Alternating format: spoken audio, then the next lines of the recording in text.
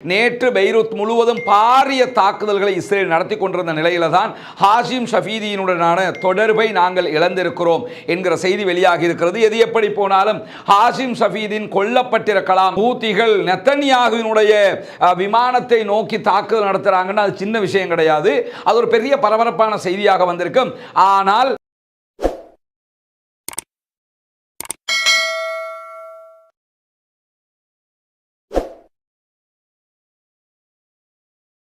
அஸ்ஸலாமு அலைக்கும் வரஹ்மத்துல்லாஹி வபரகாத்துஹு. பேரன்பிற்கினிய சகோதர சகோதரிகளே, நம் அனைவர் மீதும் ஏக இறைவனுடைய அமைதியும் கருணையும் உண்டாகட்டுமாக என்கிற உயரிய பிரார்த்தனைகளோடு இன்றைக்கு நேற்று முதல் வெளியாகி இருக்கக்கூடிய ஒரு முக்கியமான செய்தி தொடர்பான தெளிவூட்டலை தான் இந்த இடத்திலே பார்க்க இருக்கிறோம். குறிப்பாக இரண்டு செய்திகள் தொடர்பான தெளிவூட்டல்களை நாம் இந்த இடத்திலே பார்க்க வேண்டியிருக்கிறது. முதலாவது என்னவென்று சொன்னால், ஹிஸ்புல்லாக்களுடைய தலைவர் பொதுச் செயலாளர் ஹசன் நஸ்ருல்லா இஸ்ரேலியர்களால் படுகொலை செய்யப்பட்டு கிட்டத்தட்ட 2 வாரங்கள் நெருங்கக்கூடிய இந்த நேரத்தில் அடுத்த தலைவராக, அடுத்த பொதுச் செயலாளராக எவர் பதவியேற்பார் என்கிற ஒரு கேள்வி இருந்த நேரத்தில் தான் ஹாஷிம் ஷஃபீதீன் என்கிறவர் பதவியேற்க முடியும் என்கிற கருத்துக்கள் வெளியாகி இருந்தது. இவர் தான் ஹாஷிம் ஷஃபீதீன்.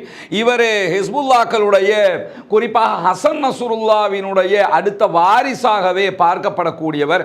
அதிலும் குறிப்பாக இவருக்கும் ஈரானுக்கும் இடையிலான தொடர்பு மிக நெருங்கியதாக இருக்கிறது. ஈரானுடனான தொடர்பு எந்த அளவுக்கு இருக்கிறது என்று சொன்னால், ஈரானுடைய முன்னாள் தளபதிகளில் ஒருவராக இருக்கக்கூடிய காசிம் சுலைமானியினுடைய மகளை இவருடைய மகன் திருமணம் முடித்திருக்கிற அளவுக்கு இருவருக்கும் இடையிலான, காசிம் சுலைமானிக்கும் இவருக்கும் இடையிலான தொடர்பு இருக்கிறது. ஈரானுடனான ஒரு நெருங்கிய உறவு இருக்கிறது.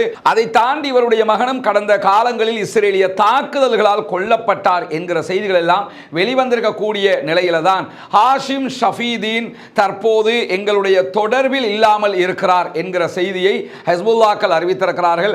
ஹாஷிம் ஷஃபீதீன் கொல்லப்பட்டிருக்கிறார் என்று ஊடகங்கள் சொல்லிக் கொண்டிருக்கக்கூடிய நேரத்தில் தான் இந்த ஒரு அறிவிப்பை ஹிஸ்புல்லாக்கள் வெளியிட்டிருக்கிறார்கள்.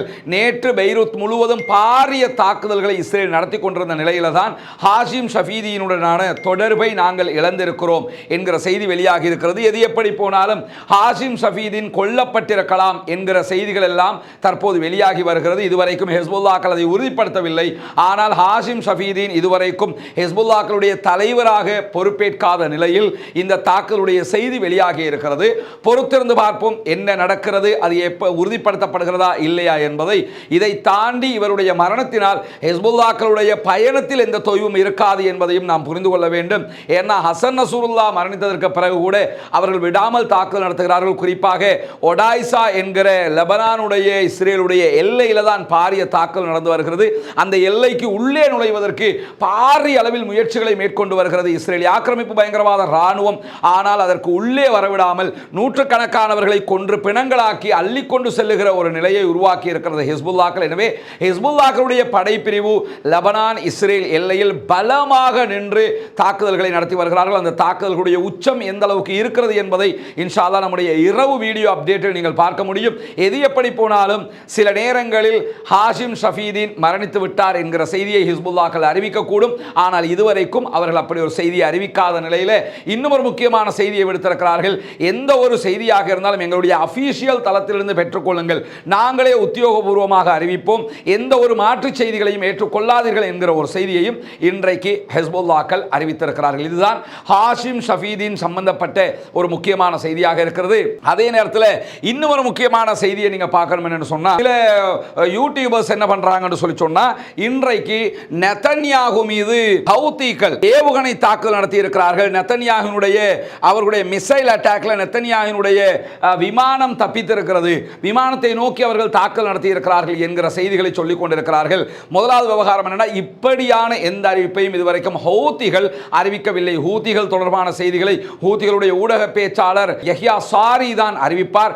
யார் அறிவித்தாலும் அவர்களுடைய உத்தியோகபூர்வ தளத்தில் அது செய்தியாக இருக்கும் என்பதை தாண்டி இப்படி ஒரு சம்பவம் நடந்திருந்தால் கண்டிப்பாக அது அனைத்து ஊடகங்களிலும் ஒரு முக்கிய செய்தியாக இடம்பெற்றிருக்கும் என்று சொன்னா, ஹூத்திகள் நெத்தன்யாகுவினுடைய விமானத்தை நோக்கி தாக்க தாக்குதல் நடத்துகிறாங்கன்னா அது சின்ன விஷயம் கிடையாது. அது ஒரு பெரிய பரபரப்பான செய்தியாக வந்திருக்கும்.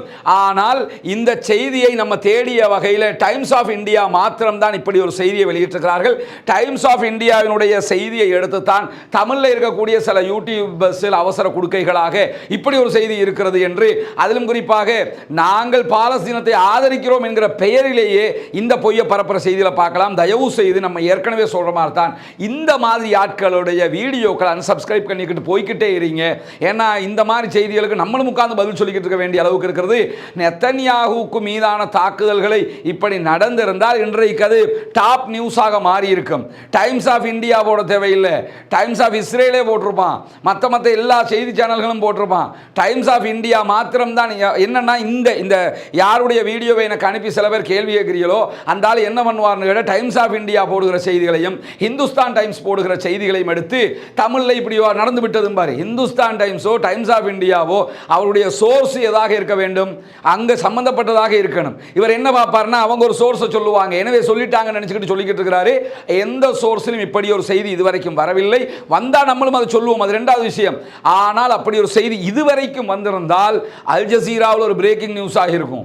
அது இல்லாமல் உலகத்தில் வால் ஸ்ட்ரீட் ஜேர்னல் வரைக்கும் ஒரு பிரேக்கிங் நியூஸாக இருக்குமேன்னு கேட்டால் நெத்தன்யாகுவினுடைய விமானத்திற்கே இந்த மாதிரி ஒரு நிலைமையாங்கிற மாதிரி இருக்கும்.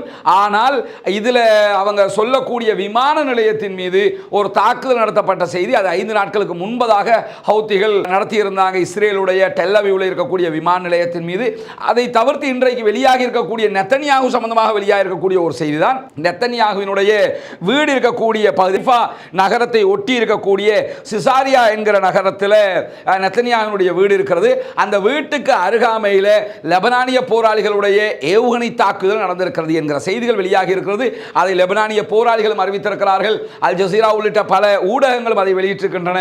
இந்த செய்தி தான் வெளிவந்திருக்கிறது தவிர நெத்தன்யாகுவினுடைய விமானத்தின் மீது மிசைல் அட்டாக் பண்ணின செய்தி டைம்ஸ் ஆஃப் இந்தியாவை தவிர யாரும் போடல. அதை எடுத்து வைத்துக் கொண்டு சொல்லுகிற இந்த தகவல்களை நாம் நம்புவதற்கு எந்த தேவையும் கிடையாது. அப்படியான உண்மையான நிஜமான ஒரு செய்தி வந்தால் அது மிக பரபரப்பான செய்தியாக இருக்கும். அதையும் நாம் உங்களுக்கு மத்தியிலே ஆதாரத்தோடு கொண்டு வந்து சேர்ப்பதற்கு தயாராக இருக்கிறோம். இந்த 2 செய்திகள் தான் இந்த வீடியோவிலே நாம் தெரிந்து கொள்ள வேண்டிய முக்கியமான செய்திகளாக இருக்கிறது. உண்மைகளை மாத்திரம் தெரிந்து கொண்டு உண்மைகளை மாத்திரம் மற்றவர்களோடு பகிர்ந்து கொள்ளுகிற அந்த இஸ்லாமிய பண்பாட்டையும் நாம் எப்பொழுதும் கடைபிடிக்க வேண்டும் என்பதோடு தவறுகள் ஏற்படுகிற போது ஆம் நாங்கள் சொன்னது தவறு என்பதையும் சொல்லிவிட்டு அடுத்த கட்டம் நகர்கிற அந்த பண்பையும் இந்த ஊடக பண்பாட்டில் நாம் வளர்த்துக் கொள்ள வேண்டும் என்கிற கோரிக்கையோடு முடித்துக் கொள்கிறேன். வாஹ்ரதவானா அல்ஹம்துலில்லாஹி ரப்பில் ஆலமீன்.